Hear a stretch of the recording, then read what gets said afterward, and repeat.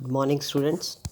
Now, today we'll discuss some of the definitions relating with the DNA fingerprinting, right? The first one is DNA polymorphism, right? DNA polymorphism means poly word comes from many, morphism is morphology, clear? तो DNA में कुछ जगह ऐसी रहेंगी बेटा, यहाँ पे sequences different रहेंगे, ठीक है? तो उससे आएगी मतलब अलग अलग उनकी लुक रहेगी. ना these arise due to the mutations, और वो डिफरेंसेस आते हैं म्यूटेशन से. A DNA polymorphism is a sequence difference compared to the reference standard that is present in at least 1 to 2% of the population, right? इसका मतलब है कि आपने जैसे 100 लोग हैं तो उसमें से आपने एक या दो लोगों का डीएनए स्टडी किया. अब आप बाकियों को उससे कंपेयर कीजिए कि उनमें क्या डिफरेंसेस हैं, ठीक है? तो इसको हम जैसे एवरेज निकाल लीजिए मतलब उसकी, और फिर आप उसको एक स्टैंडर्ड बना के बाकियों का कंपेयर कीजिए, ठीक है, कि क्या फ़र्क है उनमें. उसके बाद जो पॉलीमॉर्फिज्म है कैन बी सिंगल बेस. अब वो एक सिंगल बेस में भी चेंज हो सकती है. जैसे फॉर एग्जांपल कि मैंने एक डीएनए बनाने की कोशिश की. अब जैसे इसमें GCA, ये मान लीजिए सारा सेम है सब में, ओनली दिस A, G और T इस पॉइंट पे डिफरेंस है. तो यहाँ पे सिंगल बेस पेयर डिफरेंसेस है या पॉलीमॉर्फिज्म आप इसको कह सकते हो. तीनों अलग अलग लोग हैं, तीनों में ये डिफरेंस है यहाँ पे इस पॉइंट पे, ठीक है? बाकी सारा डीएनए सेम है.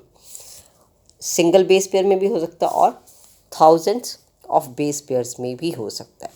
उसके बाद एक टर्म आएगी प्रॉब. अब प्रॉब क्या होता है बेटे? प्रॉब डीएनए या आरएनए होता है जो रेडियो एक्टिव एक मॉलिक्यूल के साथ अटैच है. यहाँ पे मोस्टली हम नाइलॉन यूज़ करते हैं रेडियो एक्टिव. अब इस डीएनए को विद रेडियो एक्टिव मॉलिक्यूल हम कहते हैं प्रॉब, क्लियर? उसको टैग कर देते हैं. फिर एक बहुत ही इंपॉर्टेंट टर्म आती है VNTR, clear? VNTR variable number of tandems. अब यहाँ पे जो टेंडम वर्ड है दैट इज़ कंफ्यूजिंग, क्लियर? यहाँ टेंडम का मतलब है बेस पेयर्स. आप इसको एज ए बेस पेयर्स भी ले सकते हो. जैसे फॉर एग्जांपल ये एक नॉर्मल डीएनए का सीक्वेंस है और मान लीजिए आपका VNTR है, वेरिएबल नंबर ऑफ टेंडम्स, यानी कि बेस पेयर्स, ठीक है? अब यहाँ पे ये डिफरेंट हो सकते हैं, ठीक है? तो ये जो VNTR रीजन्स होते हैं बेटा, it is different in different. कुछ लोगों में ये बहुत स्मॉल एरिया में भी हो सकता है, ठीक है? वेरिएबल नंबर ऑफ जो बेस पेयर्स है रिपीट हो रहे हैं, बाकी सारा सेम रहेगा.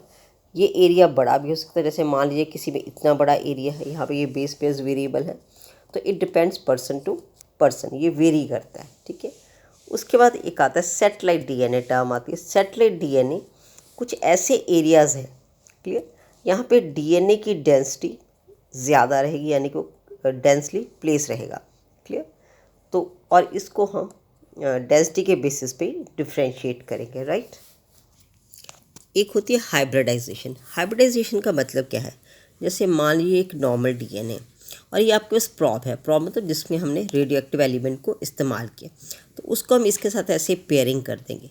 अब ये एक नॉर्मल और एक रेडियो एक्टिव डीएनए को हमने पेयरिंग कर दी, इसको बोलते हैं hybridisation, right?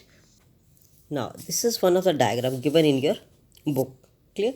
These are the number of short tandems repeats, ठीक है? ये आपको अलग अलग क्रोमोसोम्स दिखाए गए और उनमें जो टेंडम्स हैं यानी कि जो बेस पेयर्स रिपीट है वो दिखाए गए, क्लियर? ये जैसे 7th क्रोमोसोम का पेयर है, ये ऐसे 2nd का दिखाया गया, ये 16th है. तो ये है एक डीएनए हमने जो कलेक्ट किया किसी क्राइम सीन से. जैसे मैंने आपको कल ह्यूमन क्लास में भी बताया था कि it is used to find some of the crime scene से. हम किसी चोर या किसी को पकड़ने के लिए मुजरिम को, उसमें भी हम डीएनए फिंगरप्रिंटिंग का इस्तेमाल करते हैं. तो ये मान लीजिए एक सैंपल है जो हमने क्राइम सीन से लिया और ये उसका डीएनए है. अब उस डीएनए को हमने क्या किया, उसको एम्पलीफाई कर लिया उसको, ठीक है, and separated by size on a gel, ठीक है, and give a DNA fingerprint. तो ये हमने उसको डीएनए फिंगरप्रिंट ले लिया. अब हमारे पास ये दो लोगों का फिंगरप्रिंट है, ए और बी. अब हम इसको मैच करके देखेंगे, ठीक है?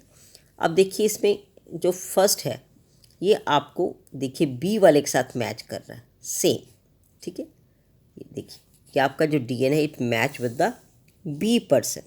तो इससे हम इजीली आइडेंटिफाई कर सकते, ठीक है, कि जो सेकंड इंडिविजुअल है उसका जो क्राइम के साथ लेना देना है, जो ए वाला है वो इनोसेंट है। तो this way finger printing is also helping a lot. हम इससे किसी बच्चे को मैच करना है कि वो बच्चा किसका है, बहुत सारे हमारे जो क्राइम्स हैं उनसे हम दोषियों को पकड़ने में भी इससे हेल्प लेते हैं। So this is about the DNA finger printing. Thanks बेटा।